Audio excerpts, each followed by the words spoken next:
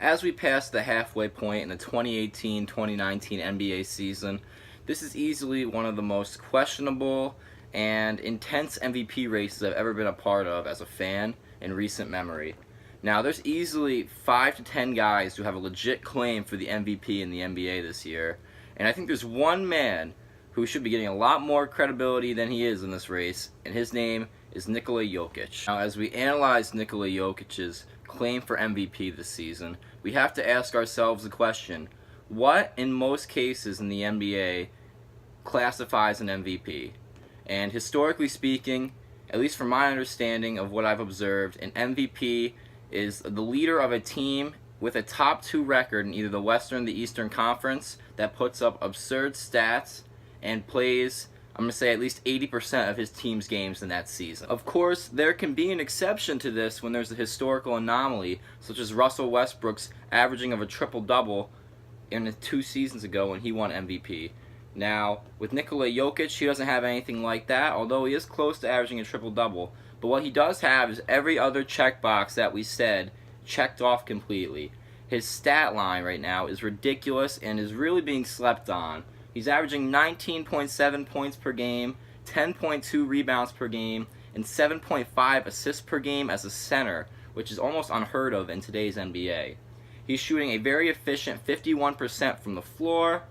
He is shooting 84% from the free throw line. And overall, his team, the Denver Nuggets, are currently the #1 seed as of the recording of this video in the Western Conference, which is unanimously the tougher conference in the NBA today. And this is something that nobody expected to happen. If you would have asked me at the beginning of the season who would be the #1 seed in the Western Conference, I would have probably still said either Houston, Golden State, because they're loaded, like always, or maybe even Oklahoma City, even though they're having a good year as well. But Denver came from a team that was out of the playoff race this season to being the #1 seed in the Western Conference, and a lot of that is thanks to this man, Nikola Jokic. Another point that needs to be brought into consideration when we're talking about Nikola Jokic is the fact the Nuggets have missed so many players this season due to injury, and he has been one of the few consistent pieces on this Nuggets team that has led them to the promised land so far. Now, they've missed Paul Millsap due to injury, Gary Harris for a large portion of this season, Isaiah Thomas hasn't played yet, Will Barton missed a lot of time due to injury, and Michael Porter Jr. hasn't even seen the floor yet. So if he does make an appearance this season, they're going to be even more of a threat because he is a highly touted draft prospect that dropped in the draft because of his back injury, and he's surely going to help them on the wing when they are currently starting Torrey Craig. So if all these things are true about Jokic and the Denver Nuggets, why isn't he being taken seriously in the MVP conversation?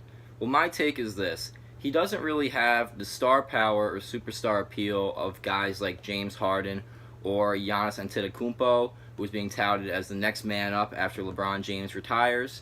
And I guess it's understandable, but we have to look at this objectively when viewing who should be MVP. And Jokic has every single checkbox listed off. Do I think Giannis should still be a top 3 candidate? Absolutely. He's having an extremely efficient season, and the Milwaukee Bucks are far exceeding expectations. So Giannis should definitely be up there with him in consideration.